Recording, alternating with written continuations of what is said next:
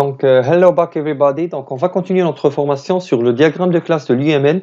Comme j'ai mentionné dans la vidéo précédente, le diagramme de classe, les outils dans le diagramme de classe, on a la modélisation des concepts de l'orienté objet, la classe, l'encapsulation, le polymorphisme et l'héritage. On n'a pas la modélisation de l'objet.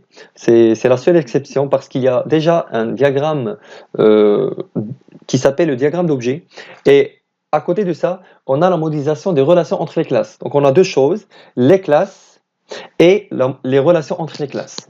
Dans cette vidéo, je vais vous expliquer donc les relations entre les classes. Donc, il y a deux types de relations. Le premier type, c'est les associations entre les classes. Le deuxième type, c'est les agrégations entre les classes. Donc, pour les associations, on distingue les associations binaires, les associations NR qui relient trois ou plusieurs classes. Les associations réflexives, ça veut dire une association entre la classe et elle-même, et des associations qui ont des attributs. On a dit que la classe, elle a des attributs et des méthodes, alors que les associations, une association peut avoir seulement des attributs et non pas des méthodes, parce que si c'est le cas, ça devient une classe. Voilà. Donc, nous commençons donc par l'explication de notion par notion ici. Donc, pour les associations, déjà, c'est quoi une association? C'est un type de relation. Voilà, les relations, c'est deux types, association et agrégation. Donc, c'est un type de relation entre deux classes ou plus. Donc, la modélisation d'une relation entre deux classes se traduit par un simple trait qui lie les classes en question. Voici le trait. Donc, ce trait ici veut dire qu'il y a une relation d'association entre deux classes qui sont le professeur et l'élève. Donc, cette relation est nommée enseigne. Donc, un professeur enseigne un élève. Un élève est enseigné par un professeur.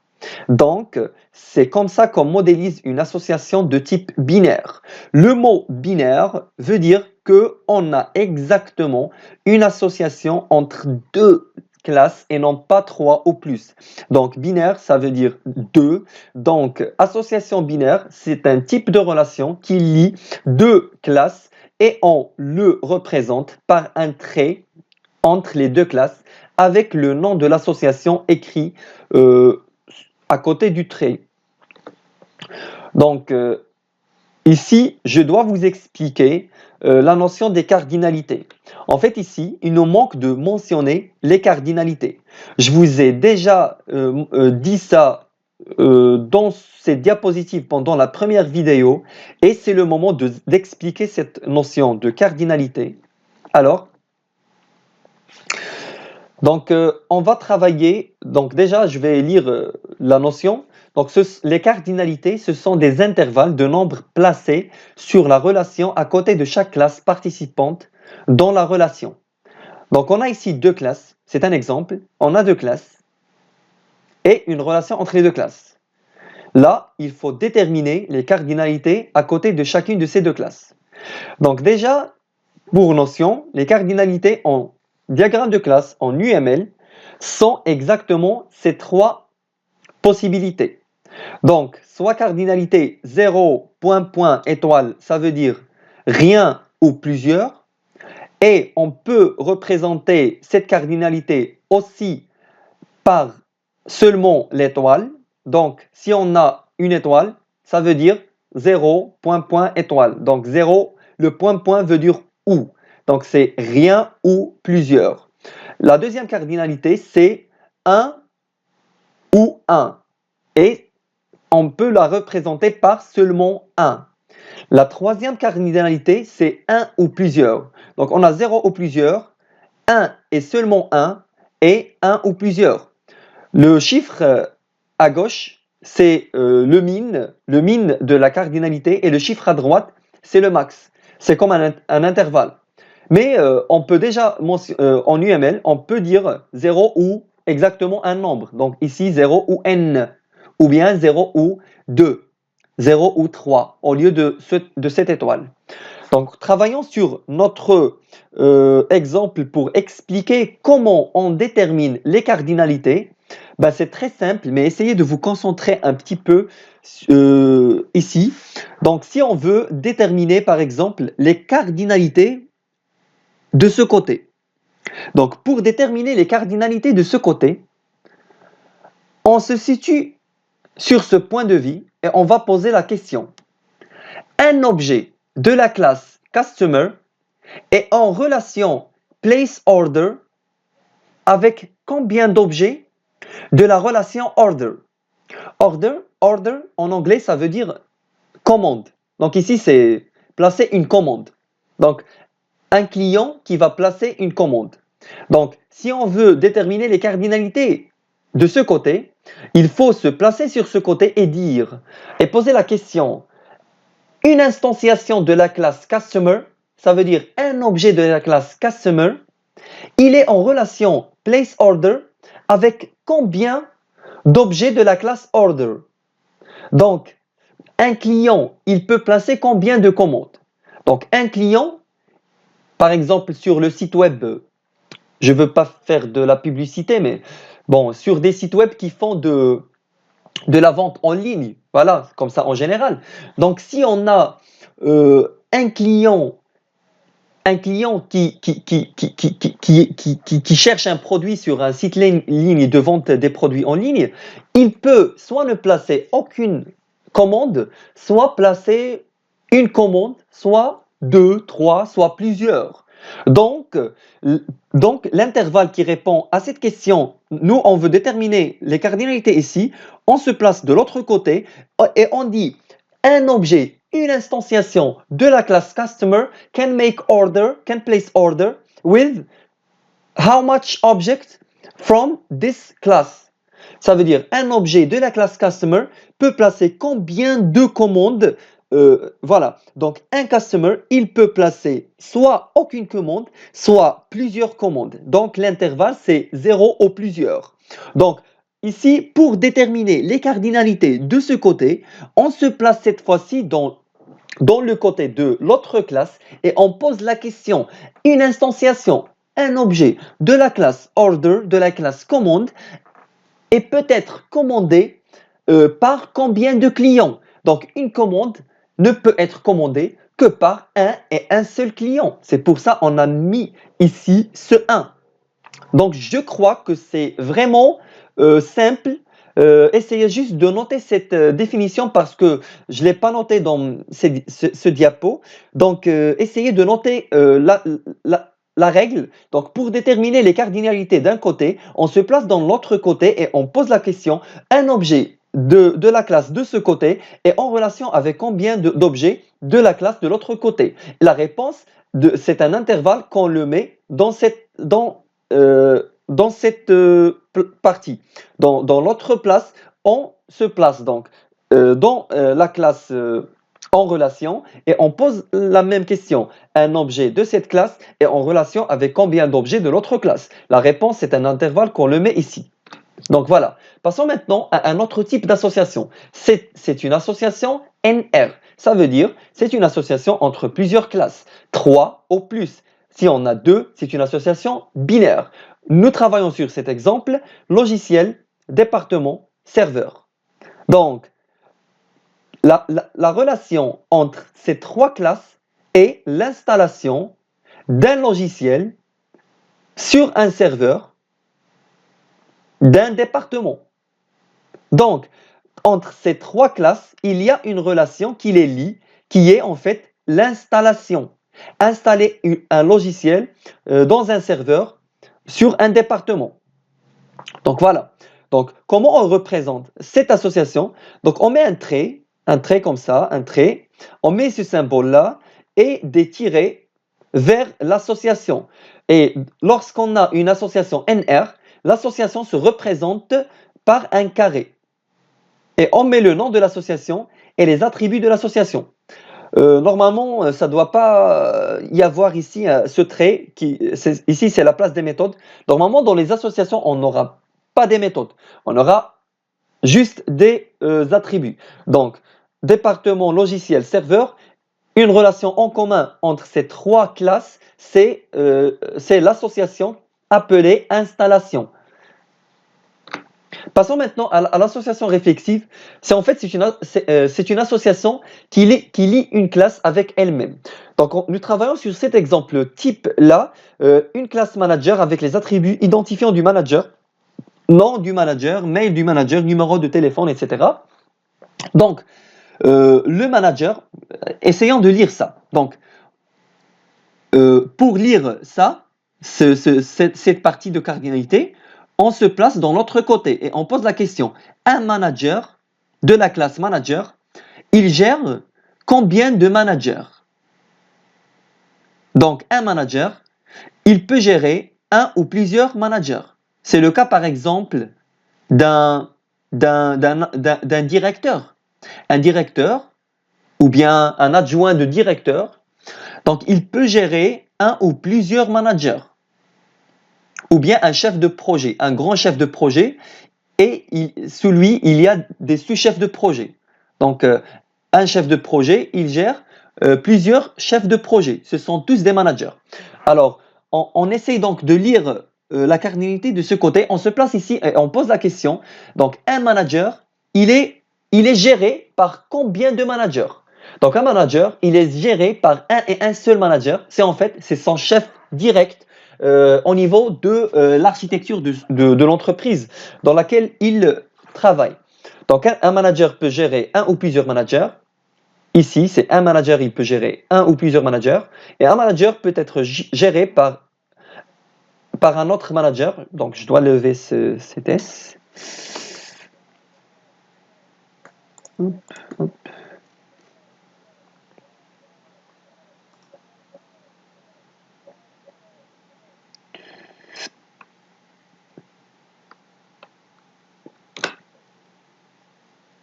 Ah, je m'excuse pour ça. Hop. Donc voilà, un manager peut être géré par un ou plusieurs managers. Donc c'est ici. Et un manager peut être géré par un seul manager. Et un manager, il peut gérer lui-même un ou plusieurs autres managers. Donc voilà.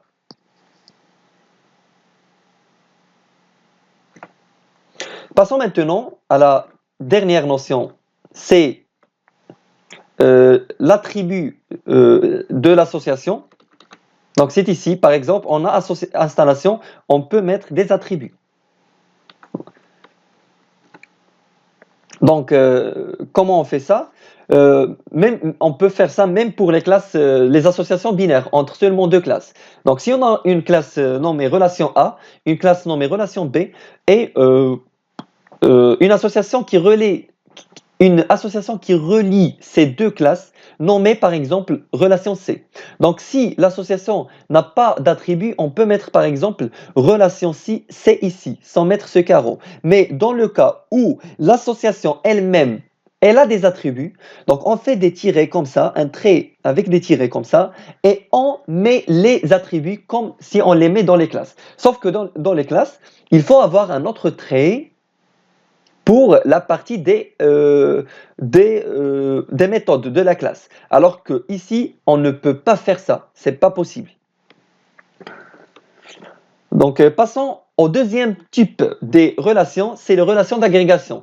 Donc, comment on peut savoir qu'on aura besoin d'une relation d'agrégation? Donc, lorsqu'une classe doit logiquement être comme un attribut d'une autre classe, on appelle cette relation une relation d'agrégation et on la modélise comme ce qui suit. Donc, par exemple, dans une voiture, parmi les attributs d'une voiture, il y a une roue. Par contre, la roue elle-même, c'est une classe. Donc, pour moi, logiquement, la roue, c'est un attribut de la voiture. Mais la roue elle-même, elle a un identifiant, un nom. Oh là là, j'ai mis ici un mail, c'est pas le cas. Et par exemple, elle a des méthodes. Rouler et freiner. Donc, la roue elle-même est une classe. Donc, lorsqu'on est dans ce cas-là, ce cas de modélisation, on ne peut pas mettre la roue comme attribut de la voiture alors qu'il est logiquement c'est un attribut de la voiture. Donc, on aura besoin de la relation d'agrégation. Donc la relation d'agrégation est représentée comme ceci, un trait qui relie les deux classes avec ce symbole-là. Et le symbole-là, est du côté de la classe qui doit avoir comme attribut l'autre classe. Donc, on met toujours le symbole de côté de la classe qui doit avoir logiquement un attribut qui est lui-même une classe. Donc, la roue est en relation d'agrégation avec la voiture. Et le moteur diesel de la voiture, normalement c'est un attribut, mais lui aussi, il est une classe. Donc, le moteur diesel est en relation d'agrégation avec la voiture. Alors, maintenant, on va distinguer entre deux types d'agrégation. Comme j'ai mis là, agrégation simple et agrégation forte, nommée aussi relation de composition. Donc, pour les agrégations simples, c'est les agrégations où on ne remplit pas notre symbole d'agrégation. Les agrégations fortes, on le remplit par du noir. Donc, comment déterminer si on aura besoin d'une agrégation simple ou bien d'une agrégation forte ou bien d'une relation de composition? Donc, pour ce faire, on pose la question. On va vers la classe qui doit être logiquement comme un attribut de l'autre classe et on pose la question. Si une instantiation de la classe roue, donc si une instantiation de la classe roue est détruite, est-ce que cela implique la destruction de la classe voiture?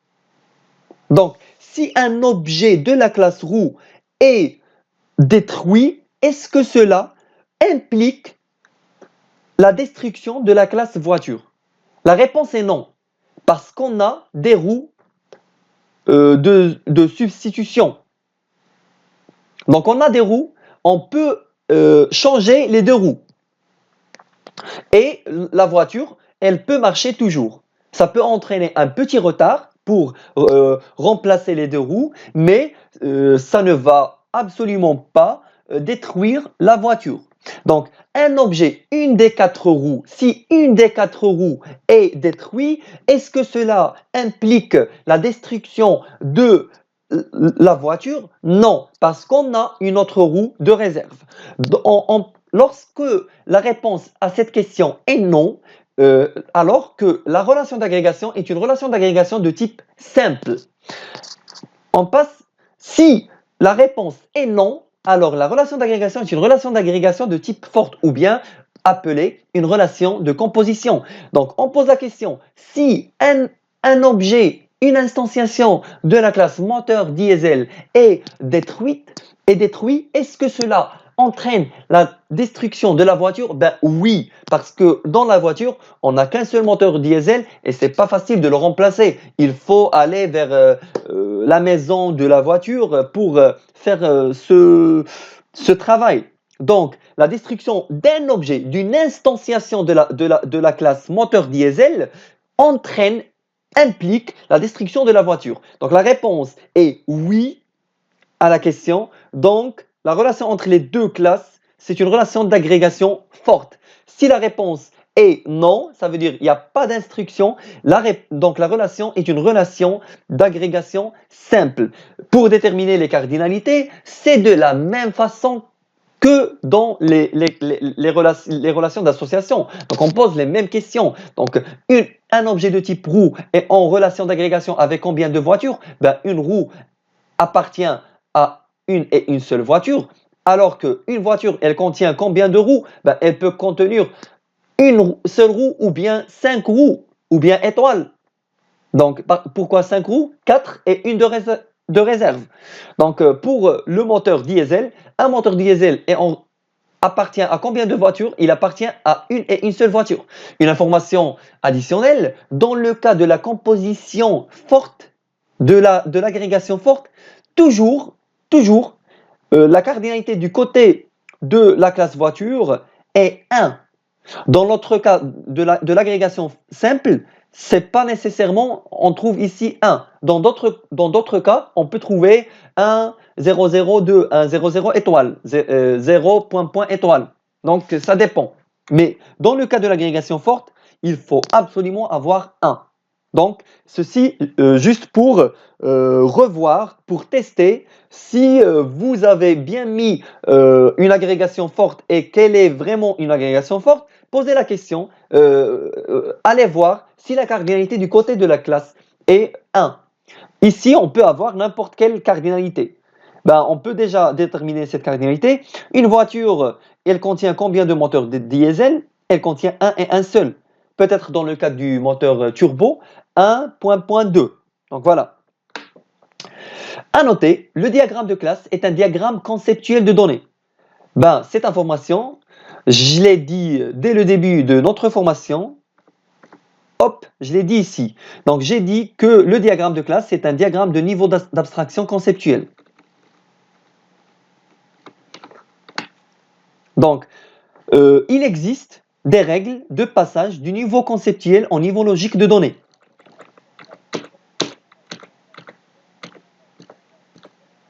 Voilà, le niveau d'abstraction conceptuel, c'est le diagramme de classe. Il existe des règles pour passer du diagramme de classe vers le diagramme logique de données. Et du diagramme logique de données, on peut générer notre base de données. C'est en fait le DDL du SQL, c'est le Data Definition Language, ou bien le langage de définition de données du SQL, Structured Query Language. Donc, l'UML, c'est ici. Le MLD, le modèle logique de données, c'est on peut appliquer des règles de transformation et on peut automatiquement générer le script DDL, Data Definition Language, de notre base de données qui va être exécuté au niveau du SGBD, du système de gestion de la base de données.